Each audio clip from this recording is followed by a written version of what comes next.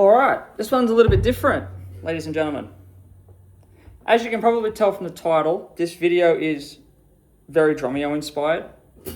I'm going to do a full song breakdown of Mountain's Greed by Age of Emergence, which is a track I play drums on. The first part of this video is going to effectively be me breaking down the intro section, which is, I wouldn't be able to tell you how many bars, but it's in odd times, and I'm using some weird stickings. So I've got sticks, and I've got a practice pad in front of me, and I've got this camera actually mounted on my 10-inch tom on my kit, so I won't be actually hitting the drums, but you can hear the drums right there.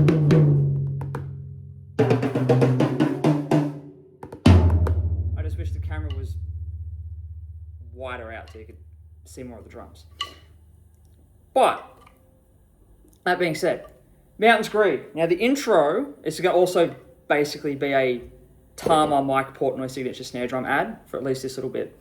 So with the intro, there are 3 different snare sounds. I'm using all of those sounds on one snare drum. So it is a off sound, a loose sound, and a tight sound.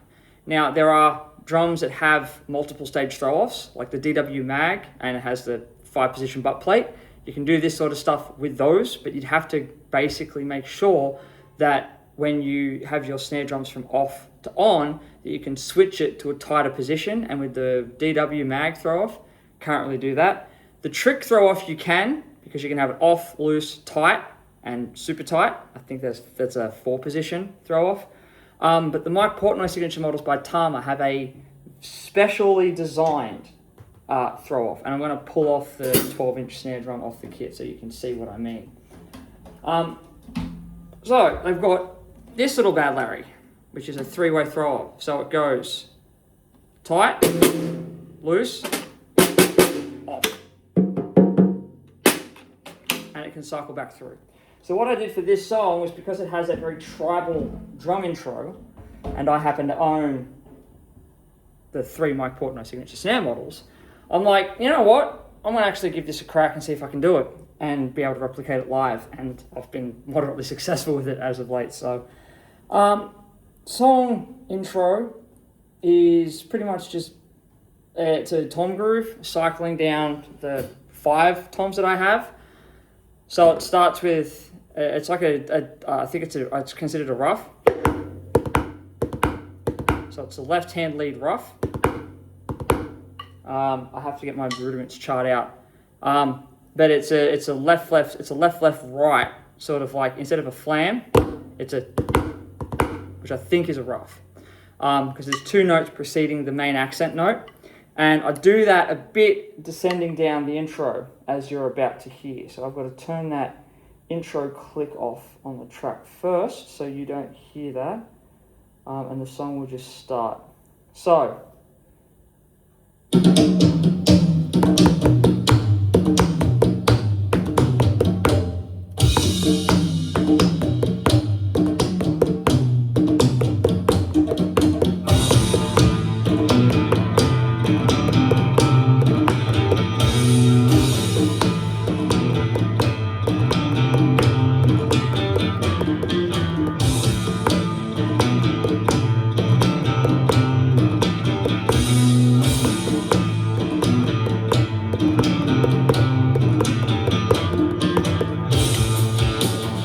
So it's there, and you can hear the quick change on the snare. Now, as this song was recorded, I kind of did it live in one take. So I didn't stop the track and then drop back in to put the snares on. I've done that going into that groove. I've just turned it onto the loose position. So that jungle tom groove does it 4 times. So the riff repeats 4 times. So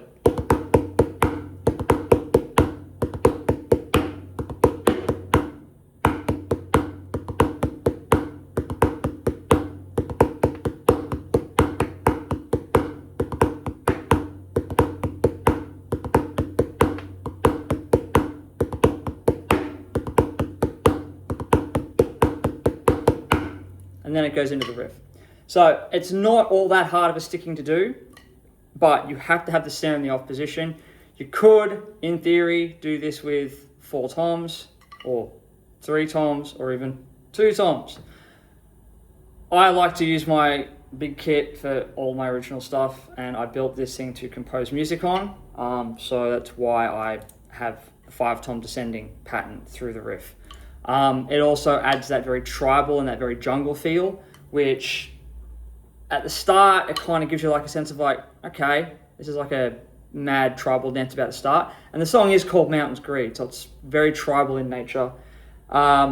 Very like, don't fuck with the environment because it will fuck with you first sort of shit. So yeah, that's that bit. So the groove, when it kicks in, is this.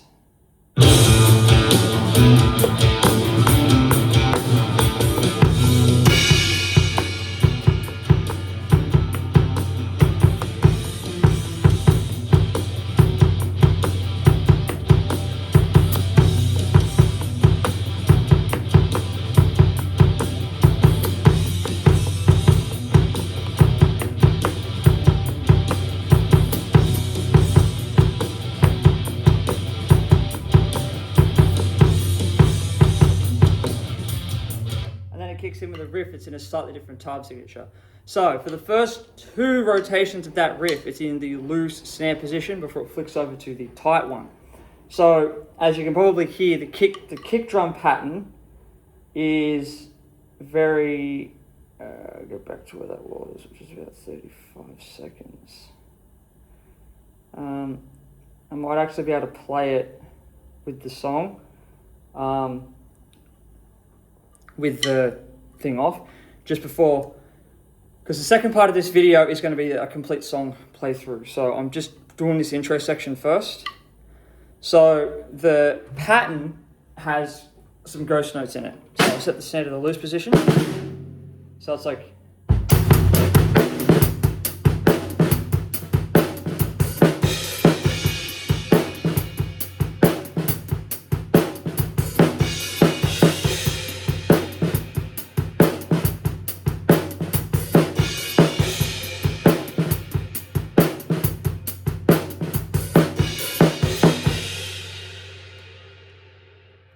change the snare throw off midway through that, but I do on the recording and live.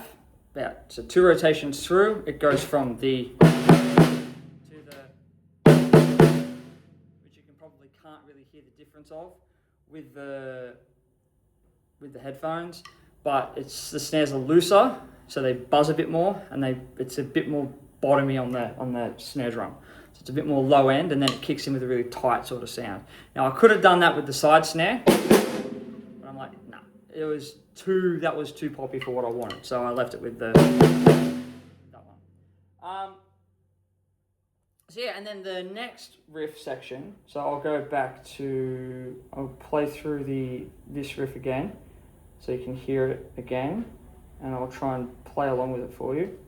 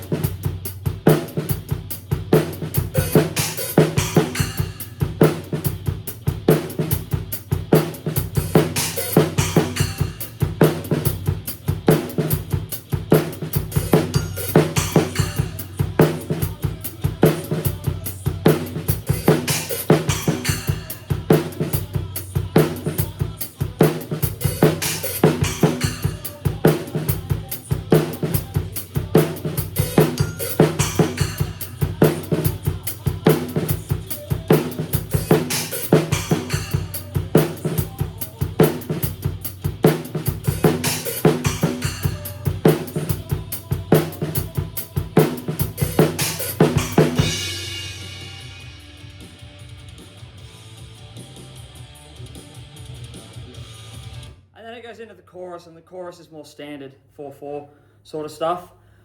But the song kind of highlights a lot of the drum kit itself. So I use basically through the intro, I use the 5 descending toms.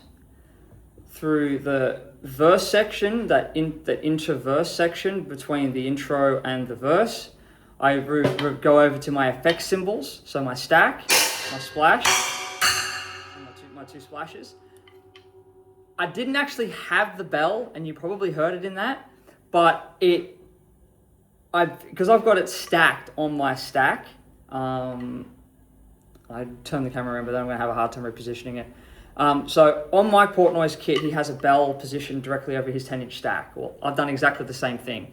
I've not actually played the kit properly with the bell on there yet, and I've just realized then that unless my stick is a little bit further back down on the stack to hitting it, I'm gonna nick the edge of the bell as I'm going through, and then you get that sound.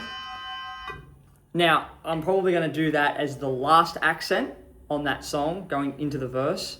So when I play it live next time with the big kit, which will probably be when we do King Street Band Room. So it'll be the...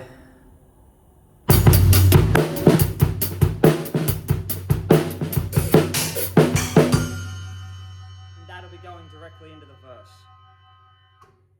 But that bell rings for days.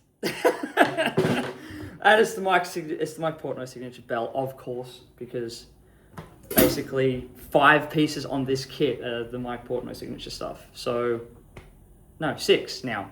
The 2 snare drums that I made, the 2 snares that I use, which is the 14 by 5.5 Babinga and the 12 by 5 hammered steel, which is a white one, as people who follow my videos and know my content already know. The 10-inch stack, the 9-inch max splash, and the 7-inch max splash. Now, all those are the 2 splashes are the older designed ones. They're not the newer ones. Yeah,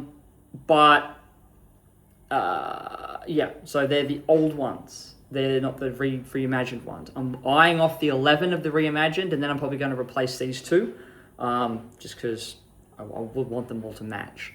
And then I've got the 6.5-inch AA Max chime, which I managed to save up a little bit of money for and get for a reasonably good value for the US, from here, instead of having to ship it from the US like I thought I would have to. So that is that introduction. Now hopefully I can transition this right, and then you'll be able to basically see me, and then it will cut straight to the video. But yeah, so that's the intro to Mountains Greed by Age of Emergence, and the title will say a breakdown of the iconic drumming behind Age of Emergence's Mountains Greed.